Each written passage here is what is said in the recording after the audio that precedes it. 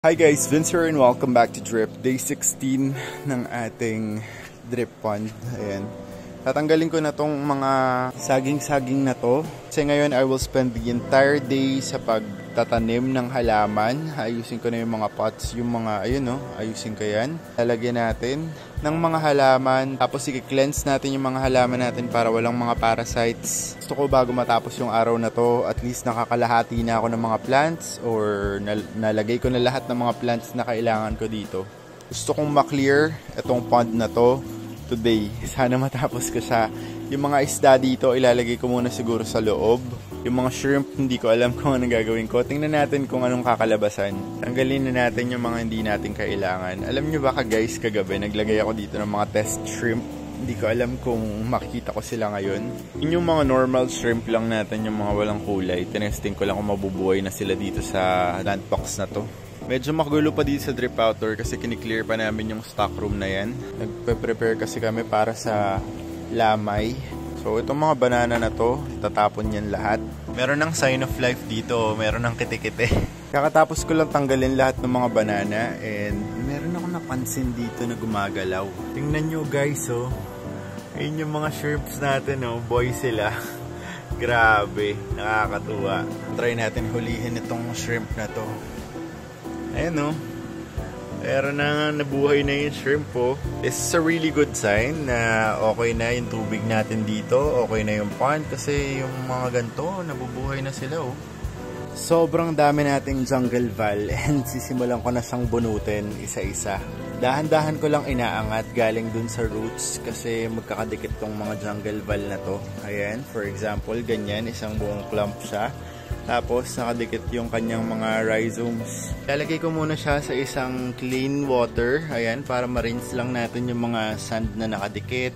Tignan nyo naman how healthy itong ating mga jungle vallisneria. Sobrang ganda nila. Sobrang dami rin pala nila. Grabe, hindi ko in-expect na sobrang dami ko na palang jungle val. Like, pwede na akong gumawa ng isang jungle dito sa mga jungle val na to. Pang isang buong pond na tong jungle val na to ah. Lilinisin ko lang sila tapos ititrim ko yung roots nila para yung mga hindi naman natin kailangan ay matanggal. Habang nagre-rehydrate ang ating jungle val, unahin ko na tong hornwort na to. Papalutangin ko lang muna siya dun sa aking pond. Hindi pa to lahat. Marami pa tayong hornwort dyan. Kaso lang kailangan ko tanggalin yung mga duckweed. Ayoko talaga ng duckweed dun sa bago nating pond. Lalagay muna natin on that side yung mga hornwort natin. Ay, ganda ng kulay nila dun ah. Yan. Diyan ko muna sila ilalagay. Meron pa yung mga duckweed na konti. Pero scoop ko na lang yan mamaya pag may nakita ako. Konti pa lang yan ang hornwort natin. Parang ang dami-dami na. Tanim ko na yung first tub natin ng jungle val. Medyo nag-struggle ako dito itanim. Kasi sobrang haba niya. Baka yung pangalawang tub gupitin ko na lang. So ilalagay ko na to doon sa may area na yun. Dahil di ko nagustuhan yung itsura niya, I ended up trimming it din. So dapat pala tinrim ko na kanina pa bago ko nilagay dyan sa pasong yan. Naulan na, baka hindi ko na mabidyohan yung iba. Pero nandito na ako sa pangalawang plant, Vallisneria corkscrew. Liligo muna ako sa ulan. Vallisneria corkscrew. Natapos ko na yung Vallisneria corkscrew. Basang-basa na rin ako ng ulan. Lalagay ko na yung first tub dun sa aking pond. Tapos gagawin ko na yung second tub kasi may pangalawa pa niyan. Tumila na yung ulan and humuhuni na yung ibon. Ayan, sa wakas. Pero basang-basa pa rin ako. Naligo ako sa ulan eh. So dito, meron ako nakitang hydrilla. Meron pala akong hydrilla. Hindi ko alam na meron ako.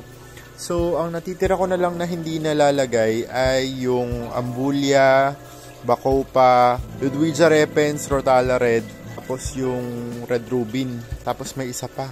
Sobrang dami kong hornwort. Hindi ko na alam kung ano yung gagawin ko. Kung meron lang akong kapitbahay na nag-iisda, baka bigyan ko siya ng mga halaman. Kaso lang, walang naka-planted tank dito. Ako lang. Actually, sobrang dami pa dun sa pond dun. Kasi take down ko na yung pond na yun. Kasi temporarily, ililipat ko yung goldfish doon sa pond na yun para medyo malaki-laki naman yung area nila.